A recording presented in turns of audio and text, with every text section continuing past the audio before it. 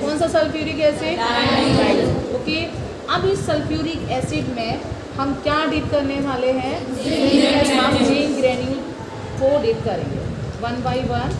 एक zinc granule हमने इसमें डिप किया, नेक्स्ट किया और नेक्स्ट। हमने 3 से 4 जिंक ग्रेन्यूल्स इसमें ऐड किए। ओके, आप देख रहे हैं कुछ रिएक्शन आपको दिखाई दे रही होगी होती हुई, दिख रही ना सबको? बहुत फास्ट रिएक्शन आपको होती हुई दिखाई दे रही है, दिख रही है? आपको पता है जो इसमें रिलीज हो रहा है, तो आपको कुछ रिलीज होती हुई दिखाई दे रहा है, वो गैस है। यहाँ इवोल्यूशन ऑफ गैस हो रहा है।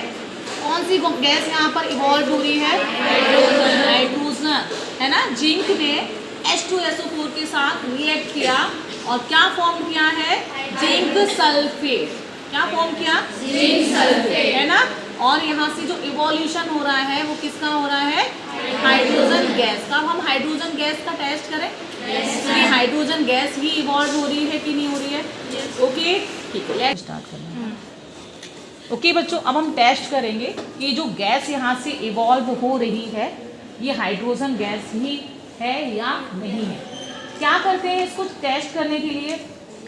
क्या करते हैं हम? इसके पास बर्निंग मैच स्टिक को लेकर जाएंगे और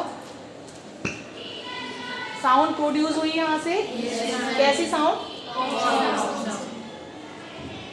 पॉप साउंड। एकदम हल्की सी आपको साउंड यहाँ से सुनाई पड़ी होगी। इस साउंड को क्या बोलते हैं? पॉप साउंड, है ना? अगेन रिपीट करें हम इसको। चलो देख लो एक बार फिर से।